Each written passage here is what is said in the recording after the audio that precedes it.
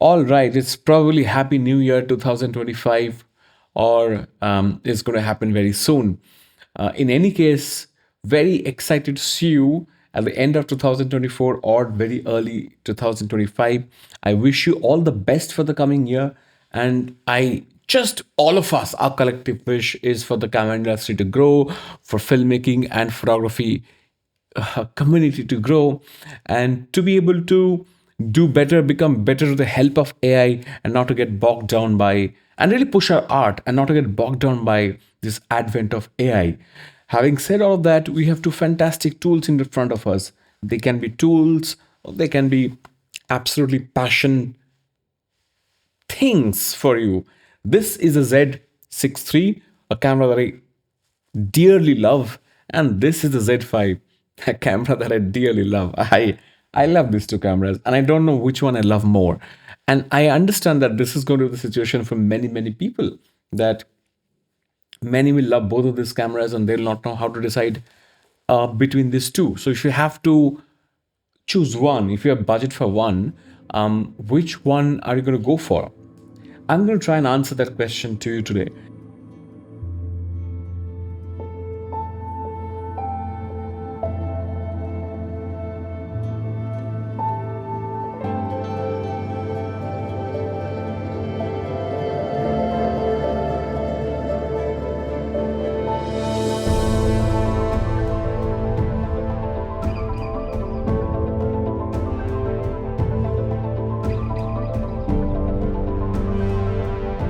This video was inspired by a comment that I got, and the person said that if you had to choose between the Z6III and the ZF, which one will you choose? Given, assuming you don't have money for a Z8 or a Z9, the Z6III, well, the way I use this camera is primarily to shoot video. It's not like I don't use it to shoot pictures.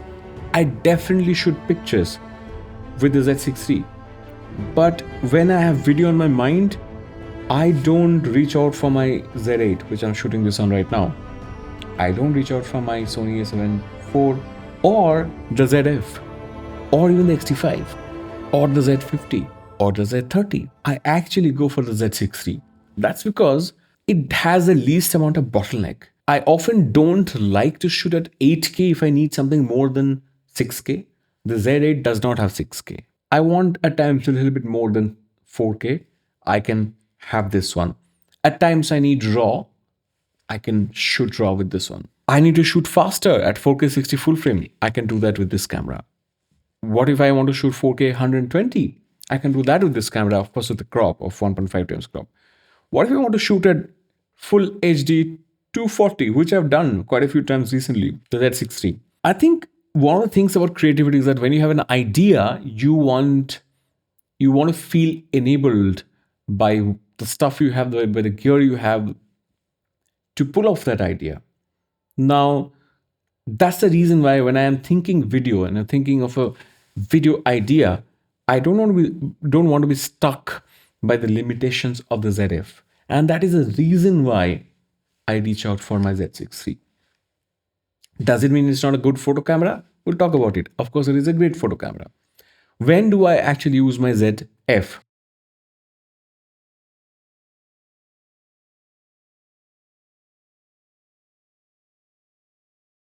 When I want to romanticize the shooting process, when I don't want to shoot a lot, and when I frankly want to flaunt what a cool camera I'm using.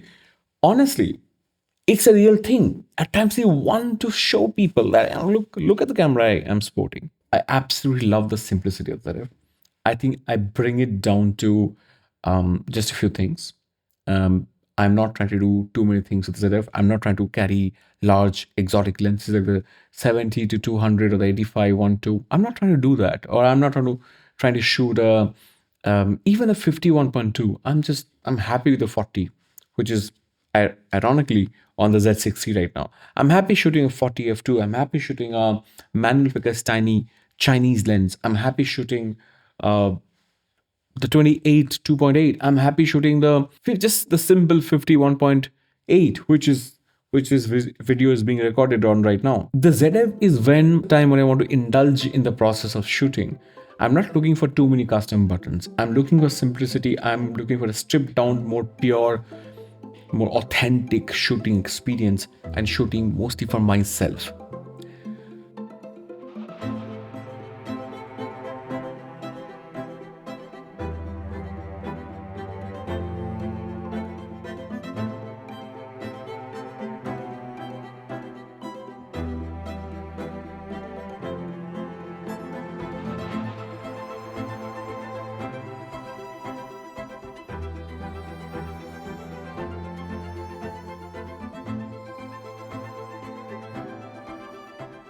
So that's the why for why I reach out for the ZF. And I really don't think about the ZF when it comes to video. Does it mean it is bad in video? Absolutely not. It does fantastic videos, especially the 4K 30, 1080, 4K 30, 10-bit is really good. Beautiful, gorgeous colors in SDR. Of course, you have N-Log as well. Also, the stabilization is fantastic in the Nikon ZF. So it is on the Z6III. But it makes the ZF a very, very powerful video camera as well. So let's talk about the kind of people who could be confused between these two cameras and how that confusion can be addressed. If you are actually someone who's in the Nikon system and owns a Z8 or a Z9, looking to get a smaller camera, but a full frame camera, you may be confused between the Z6III and the ZF. But you're someone who knows the system, who is already using a very high-end camera, you know your stuff, you know your camera. Then there are people who are thinking of flirting with the Nikon system. And they're thinking, well, I don't want to spend a lot of money, but I want to spend money on a full frame camera. I want something cool, nice, fantastic image quality. Which one should I go for? Then there are people who have an older generation, meaning the previous generation Z camera, like a Z6 or a Z6II, Z7II, all that. And they're thinking, I want to upgrade. And this is a big chunk, by the way. I want to upgrade. Which camera should I go for? The ZF seems to be cheaper. It's fantastic when it comes to photography. But then the Z6III, put in a little bit more money, you get a fuller body, a grip, a lot more video features. Which one should I go for? Because both of them have similar resolution when it comes to sensor. I will start with the last set. If you're someone who's already spent time in the Z system with older generations Z6II, for example, or a Z7II, for example, you will see that your ZF offers you the colors, the kind of files that matches your existing camera. It's going to be fantastic. It's probably going to feel slightly better even, to be honest. In my experience, the ZF files are better than the Z6II's files. So if you're coming from a Z6II, well, I think the ZF is going to satisfy you if you love the Z6II photo files. And with that, you're getting an upgrade in video, because so far you had everything that the ZF has, which is Full HD 120 and 4K 30 and 4K 60 with a crop. But you can shoot at HDR, you can shoot at N-Log, and you can shoot in 10-bit. That's something you don't have in your current Z6II or Z7II. That's going to be a clear update. The IB system is going to be much, much better. And also your autofocus is going to be a huge improvement. These are the reasons. But then if you're primarily someone who is to shoot with larger lenses, you'll probably find it slightly difficult to use larger lenses on the ZF. Then that will force you to think about the Z6III, because then suddenly what happens is the only barrier to the Z6III is really the price. It may look like, well, you can still keep your Z6II and afford a ZF. When it comes to Z6III, a lot of people will feel that I need to now sell off my Z6II, use that money to compensate for the price of the Z6III, which is a reality for many people. What's going to happen is this, most likely, if you sell your Z6II and go for the Z6III, you will feel, now I have to face the compromise of the not so high dynamic range raw files of the Z6III. It's going to bug you, you're going to doubt the camera and stuff like that. You'll enjoy the autofocus, you'll enjoy the stabilization, you're going to absolutely love all the video features and fantastic abilities that this camera unlocks for you. But you're going to feel that, oh, am I then compromising a bit on the Z6III when it comes to photo files? And very soon, if you're able to kill all those doubts and commit to the Z6 III, very soon you're going to realize the Z6 III is actually not that bad.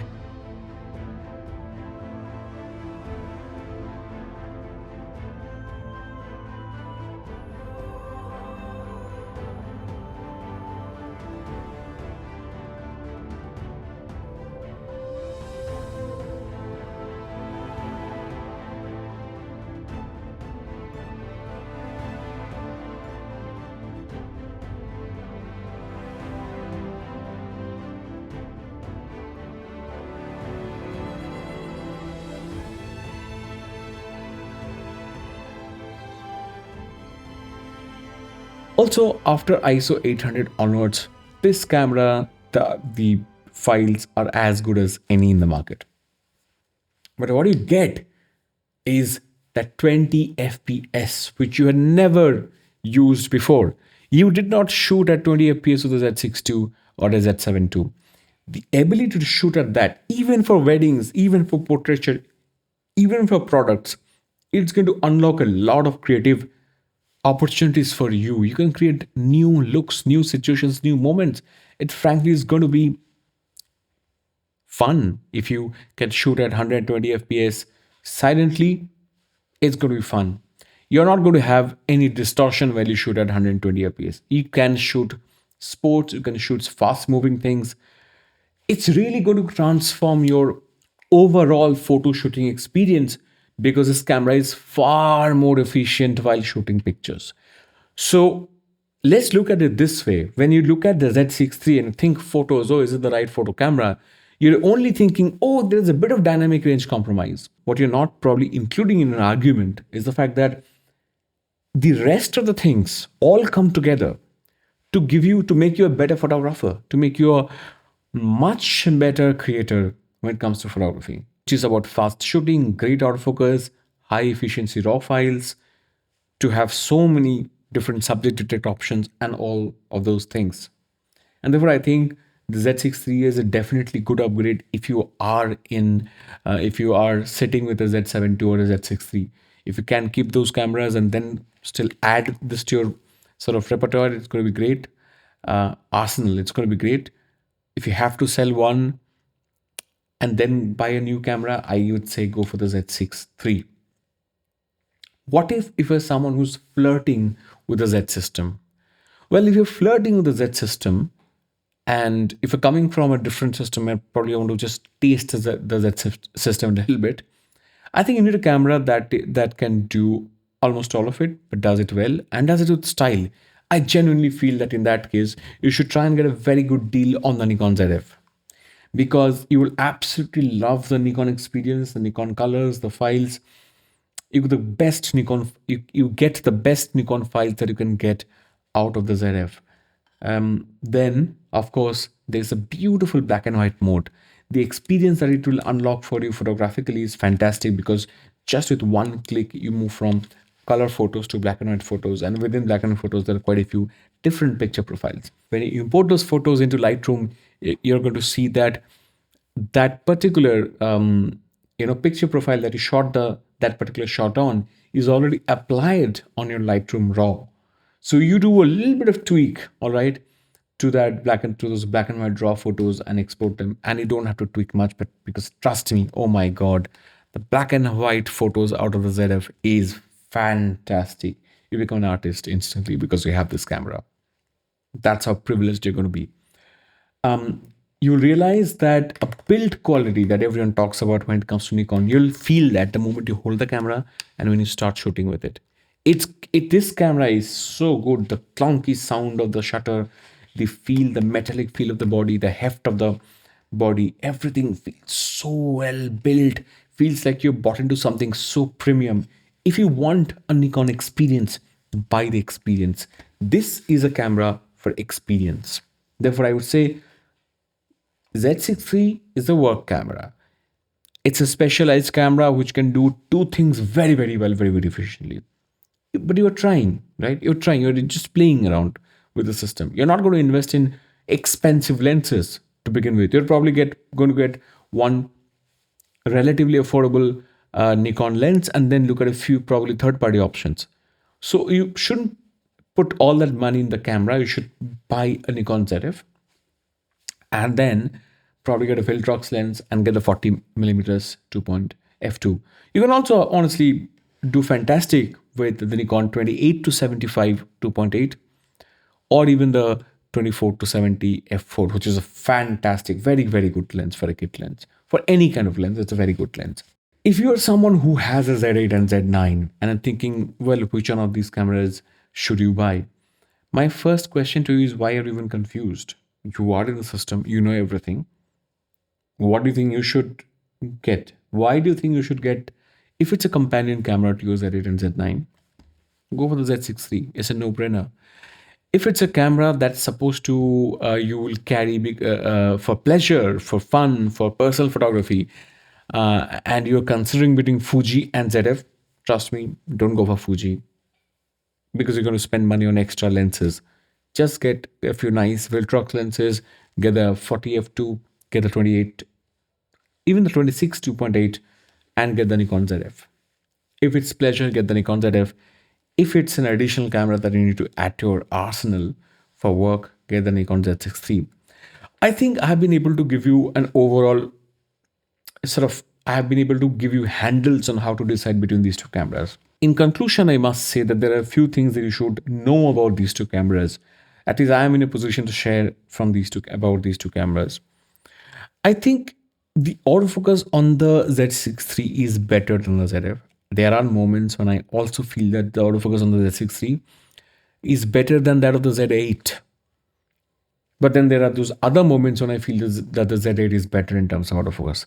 The Z6III and the Z8 both do not have bird autofocus. So if you're thinking wildlife but cheap, birding but cheap, they have animal detect, they don't have bird detect. So if you're thinking birding but cheap, go for the Nikon Z52. That's the bird autofocus is fantastic, almost equivalent to the Z8 and the Z9. Beyond autofocus, you have more custom buttons on the Z6III. So if you're someone who likes to operate complicated functions on the go, honestly, the Z6III is a better choice because you have so many more custom buttons, and that really, really helps. At times, I do feel that, I mean, because I use the ZF differently, I'm not expecting it at that point, expecting so much at that point. But if I am to use this camera as a professional tool, I feel like it's short of a couple of custom buttons, which I would have really liked to have on this camera. And also the joystick. The joystick also is also programmable. The joystick really helps on the Z6III. The grip is very, very good, obviously. It's a nicer camera to hold and use a longer time. This is no slouch. With the small rig grip, this becomes a very, very, I mean, it's a very credible it's a nice camera to hold and use. I feel that the Z6III runs shorter on typical Nikon batteries. The ZF can go on longer with the typical latest Nikon full frame batteries. That's something to consider. You have a top screen which allows you to quickly see what's happening here. Here, of course, you have everything on the top dial. At the same time, you have one small window here where you can see the F number. So that's nice as well. You have this dial as well where you can, set the exposure compensation here quickly. The stabilization on the Z6III is slightly better than the ZF. It is not theoretical. It is not. There are moments when you need the stabilization, the IBIS to work for you, and the Z6III's IBIS will work better for you. Definitely, clearly, especially in video, will work better for you than the ZF. So that's something to consider. For the long term, I think both these cameras are going to hold their second-hand value very well. But somehow I have this feeling that if you get a good deal on the ZF is going to hold its value better because there is a genuine craze about the ZF in the market. There are I talk to so many people every other day trying to and thinking of getting a Nikon ZF, and they're all from different other systems. They're mostly from Fuji, Panasonic, Sony, and they're from I haven't seen a lot of Canon guys talk about the ZF, but I see so many Sony people, so many Panasonic and Fuji people talk about the Nikon ZF. So many people are curious to have a ZF, right? So it has, I think, it will hold its value very well Also, the way the camera looks, the way the camera is built for aging well, because when the camera ages, when you start getting scratches on the paint on these dials, it's going to show its brass metal look inside. It's going to reveal that. And I always say that the Nikon ZF is built into the second life. So it's a camera for you to keep. I don't think this camera is going to grow old or irrelevant. It is already creating and it's going to continue to create a cult around itself, which is why I think this camera is going to hold its value very well. I don't think, see, and the reason is not physical, the reason is emotional. I don't think the Z6III will hold its value so well after 5 years, but I think the ZF will, and that's a major difference. If you buy a camera, I think you can almost sell it off at the same price that you get it for right now. Of course, adjusted for inflation. If you get the ZF, not the same. I don't see that happening for the Nikon Z6III. But then you don't buy a camera thinking what you will get when you sell it off. So that's about it. Let me know what you think. If you like this video, please subscribe to the channel. Help me reach 8,000 subscribers soon. Putting a lot of effort in the channel, and I would like to know what helps you, what you are interested to, watch and listen. So I'd like to have the conversation in the comment section, and let me know whether you are coming from a different system and thinking between these two cameras. Are you using an older generation Nikon Z camera, or are you using a flagship Nikon Z camera and confused between the two? Or is it some other case? So let me know. I'm going to see you soon with another one.